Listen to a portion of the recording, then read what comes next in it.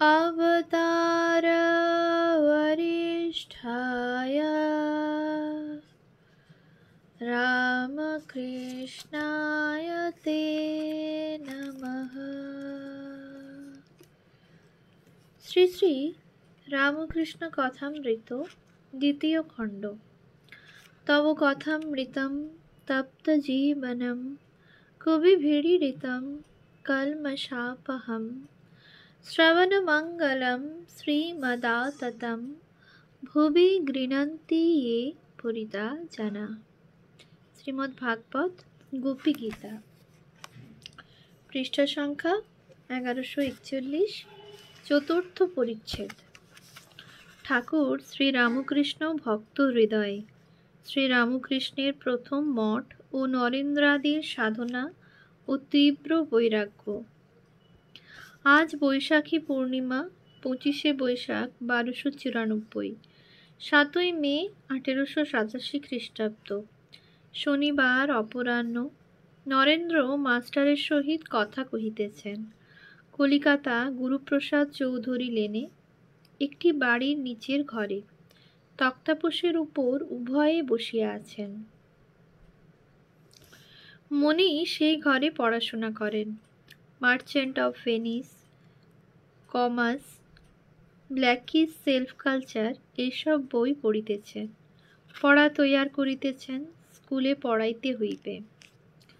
কয় মাস হইল ঠাকুর শ্রী রামকৃষ্ণের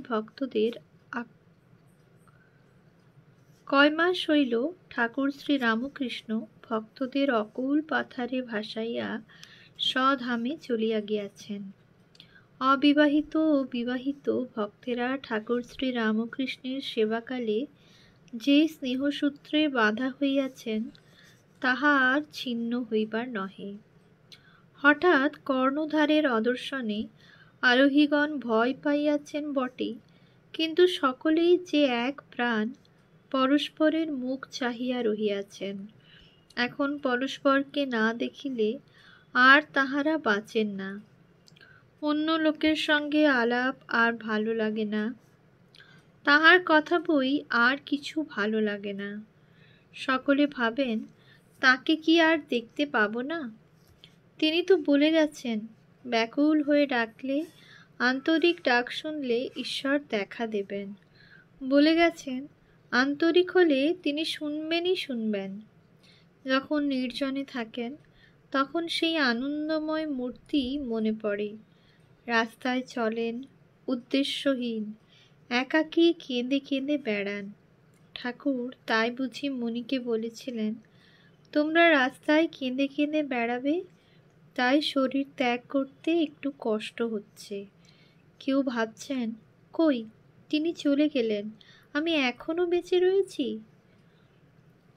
এই অনিত্য সংসারে এখনো থাকতে ইচ্ছা। নিজে মনে করলে তো শরীর ত্যাগ করতে পারি, তা কই করছি।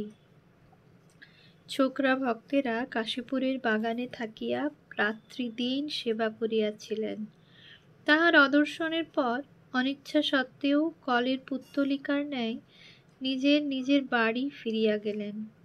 ঠাকুর কাহাকেও সন্ন্যাসীর বাহ্য চিহ্ন, গেরুয়া বস্ত্র ইত্যাদি ধারণ করিতে অথবা গৃহীর উপাধি ত্যাগ করিতে অনুরোধ করেন নাই। তাহারা লোকের কাছে দত্ত ঘোষ, চক্রবর্তী ঘোষাল ইত্যাদি উপাধিযুক্ত হইয়া পরিচয় ঠাকুরের অদর্শনের পরও কিছুদিন দিয়াছিলেন, কিন্তু ঠাকুর তাহাদের অন্তরে ত্যাগী করিয়া গিয়াছিলেন। 2-3 জনের ফিরিয়া যাইবার বাড়ি ছিল না। সুরেন্দ্র তাহাদের বলিলেন, ভাই, তোমরা আর কোথা যাবে? একটা বাসা করা যাক, তোমরাও থাকবে, আর আমাদেরও জুড়াবার একটা স্থান চাই। তা না হলে সংসারে এরকম করে রাত দিন কেমন করে থাকবো? সেইখানে তোমরা গিয়ে থাকো। আমি কাশীপুরের বাগানে ঠাকুরের সেবার জন্য যৎকিঞ্চিৎ দিতাম, এক্ষণে তাহাতে বাসা খরচা চলিবে। সুরেন্দ্র প্রথম 2-1 মাস টাকা 30 করিয়া দিতেন। ক্রমে যেমন মঠে অন্যান্য ভাইরা যোগ দিতে লাগিলেন, 50-60 করিয়া দিতে লাগিলেন, শেষে 100 টাকা পর্যন্ত দিতেন। বরাহনগরে যে বাড়ি লওয়া হইল, তাহার ভাড়া ও ট্যাক্স 11 টাকা, পাচক ব্রাহ্মণের মাহিয়ানা 6 টাকা, আর বাকি ডাল ভাতের খরচ। বুড়ো গোপাল, লাটু ও তারকের যাইবার বাড়ি নাই। ছোট গোপাল প্রথমে কাশীপুরের বাগান হইতে ঠাকুরের গদি ও জিনিসপত্র লইয়া সেই বাসা বাড়িতে গেলেন। সঙ্গে পাচক ব্রাহ্মণ শশী। রাত্রে শরৎ আসিয়া থাকিলেন। তারক বৃন্দাবনে গিয়াছিলেন। কিছুদিনের মধ্যে তিনিও আসিয়া জুটিলেন। নরেন্দ্র, শরৎ, শশী, বাবুরাম, নিরঞ্জন, কালী এরা প্রথমে মাঝে মাঝে বাড়ি হইতে আসিতেন। রাখাল, লাটু, যোগিন ও কালী ঠিক ওই সময় বৃন্দাবন গিয়াছিলেন। কালী 1 মাসের মধ্যে, রাখাল কয়েক মাস পরে, যোগিন 1 বৎসর পরে ফিরিলেন। কিছুদিনের মধ্যে নরেন্দ্র, রাখাল, নিরঞ্জন, শরৎ, শশী, বাবুরাম, যোগিন, কালী, লাটু রহিয়া গেলেন, আর বাড়িতে ফিরিলেন না। ক্রমে প্রসন্ন ও সুবোধ আসিয়া রহিলেন। গঙ্গাধর ও হরিও পরে আসিয়া জুটিলেন। ধন্য সুরেন্দ্র, এই প্রথম মঠ তোমারই হাতে গড়া। তোমার সাধু ইচ্ছায় এই আশ্রম হইল। তোমাকে যন্ত্রস্বরূপ করিয়া ঠাকুর শ্রী রামকৃষ্ণ তাহার মূল মন্ত্র কামিনী কাঞ্চন ত্যাগ মূর্তিমান করিলেন। কৌমার বৈরাগ্যবান শুদ্ধাত্মা নরেন্দ্রাদি ভক্তের দ্বারা আবার সনাতন হিন্দু ধর্মকে জীবের সম্মুখে প্রকাশ করিলেন। ভাই, তোমার ঋণ কে ভুলিবে? মঠের ভাইরা মাতৃহীন বালকের ন্যায় থাকিতেন, তোমার অপেক্ষা করিতেন তুমি কখন আসিবে। আজ বাড়ি ভাড়া দিতে সব টাকা গিয়াছে, আজ খাবার কিছু নাই। কখন তুমি আসিবে, আসিয়া ভাইদের খাবার বন্দোবস্ত করিয়া দিবে। তোমার অকৃত্রিম স্নেহ স্মরণ করিলে কে না অশ্রুবারি বিসর্জন করিবে। নরেন্দ্রাদির ঈশ্বর জন্য ব্যাকুলতা ও প্রায়োপবেশন প্রসঙ্গ। কলিকাতার সেই নিচের ঘরে নরেন্দ্র মনির সহিত কথা কহিতেছেন। নরেন্দ্র এখন ভক্তদের নেতা। মঠের সকলের অন্তরে তীব্র বৈরাগ্য। ভগবান দর্শন জন্য সকলে ছটফট করিতেছেন। নরেন্দ্র মনির প্রতি, আমার কিছু ভালো লাগছে না, এই আপনার সঙ্গে কথা করছি, ইচ্ছা হয় এখনই উঠে যায়। নরেন্দ্র কিয়ৎক্ষণ চুপ করিয়া রহিলেন। কিয়ৎক্ষণ পরে আবার বলিতেছেন, প্রায়োপবেশন করব? মণি, তা বেশ, ভগবানের জন্য সবই তো করা যায়। নরেন্দ্র, যদি খিদে সামলাতে না পারি? মণি, তাহলে খেও, আবার লাগতে হবে। নরেন্দ্র আবার কিয়ৎক্ষণ চুপ করিলেন। নরেন্দ্র, ভগবান নাই বোধ হচ্ছে। যত প্রার্থনা করছি একবারও জবাব পাই নাই। কত দেখলাম মন্ত্র সোনার অক্ষরে জ্বলজ্বল করছে, কত কালী রূপ আরও অন্যান্য রূপ দেখলুম, তবু শান্তি হচ্ছে না। 6টা পয়সা দেবেন? নরেন্দ্র শোভাবাজার হইতে শেয়ারের গাড়িতে বরাহনগর মঠে যাইতেছেন, তাই 6টা পয়সা। দেখিতে দেখিতে সাতু 7 কড়ি গাড়ি করিয়া আসিয়া উপস্থিত হইলেন। সাতু নরেন্দ্রের সমবয়স্ক।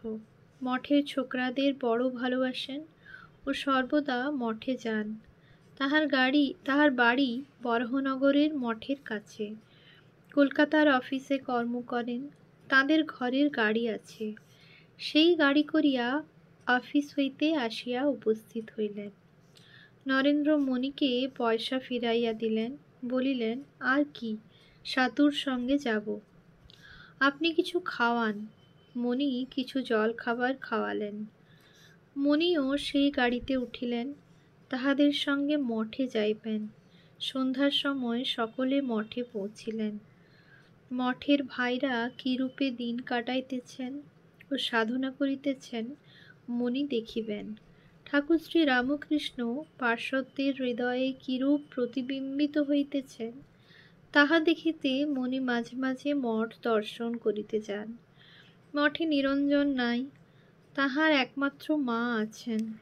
তাহাকে দেখিতে বাড়ি গিয়াছেন। বাড়ি বাবুরাম, শরৎ, কালী পুরীক্ষেত্রে গিয়াছেন। সেখানে আরও কিছুদিন থাকিয়া শ্রী শ্রী রথযাত্রা দর্শন করিবেন। ঠাকুর শ্রী রামকৃষ্ণের বিদ্যার সংসার ও নরেন্দ্রের তত্ত্বাবধান। নরেন্দ্র মঠের ভাইদের তত্ত্বাবধান করিতেছেন। প্রসন্ন কয়দিন সাধন করিতেছিলেন। নরেন্দ্র তাহার কাছেও প্রায় উপবেশনের কথা তুলিয়াছিলেন। নরেন্দ্র কলিকাতায় গিয়াছেন দেখিয়া সেই অবসরে তিনি কোথায় নিরুদ্দেশ হইয়া চলিয়া গিয়াছেন।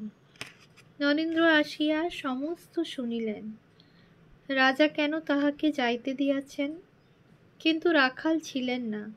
তিনি মঠ হইতে দক্ষিণেশ্বরের বাগানে একটু বেড়াইতে গিয়াছিলেন। রাখালকে সকলে রাজা বলিয়া ডাকিতেন, অর্থাৎ রাখাল রাজ, শ্রীকৃষ্ণের আর একটি নাম। নরেন্দ্র, রাজা আসুক, একবার বকবো, কেন তারে যেতে দিলে? হরিশের প্রতি, তুমি তো পা ফাঁক করে লেকচার দিচ্ছিলে, তাকে বারণ করতে পারো নাই? হরিশ অতি মৃদুস্বরে, তারকদা বলেছিলেন, তবু সে চলে গেল।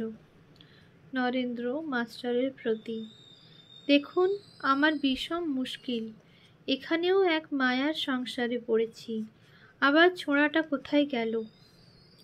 রাখাল দক্ষিণেশ্বর কালীবাড়ি হইতে ফিরিয়া আসিয়াছেন। ভবনাথ তাহাকে সঙ্গে করিয়া লইয়া গিয়াছিলেন। রাখালকে নরেন্দ্র প্রসন্নের কথা বলিলেন। প্রসন্ন নরেন্দ্রকে একখানা পত্র লিখিয়াছেন, সেই পত্র পড়া হইতেছে। পত্র এই মর্মে লিখিয়াছেন, আমি হাঁটিয়া বৃন্দাবনে চলিলাম। এখানে থাকা আমার পক্ষে বিপদ। এখানে ভাবের পরিবর্তন হচ্ছে। আগে বাপ মা ও বাড়ির সকলের স্বপন দেখতাম, তারপর মায়ার মূর্তি দেখলাম। দুবার খুব কষ্ট পেয়েছি, বাড়িতে ফিরে যেতে হয়েছিল, তাই এবার দূরে যাচ্ছি। পরমহংসদেব আমায় বলেছিলেন, তোর বাড়ির ওরা সব করতে পারে, ওদের বিশ্বাস করিস না।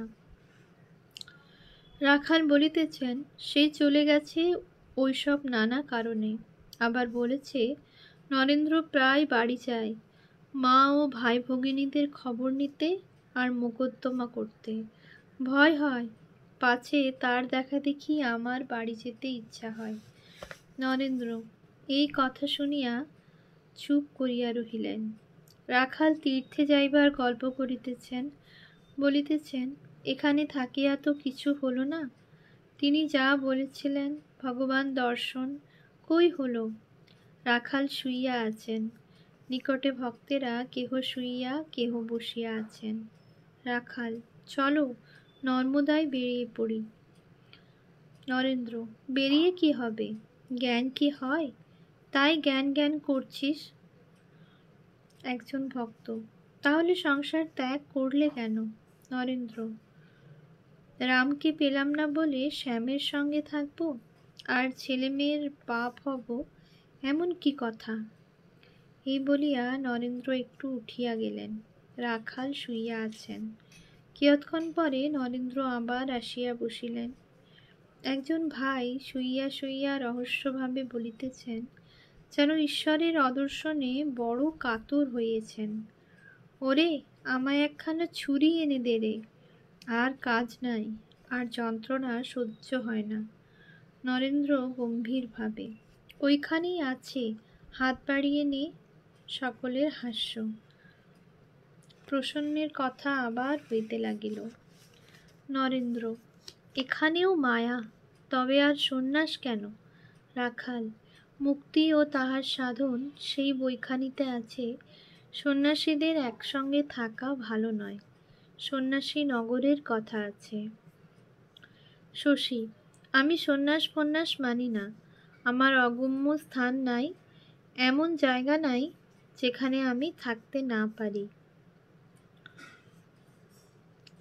ॐ शान्ति शान्ति शान्तिः।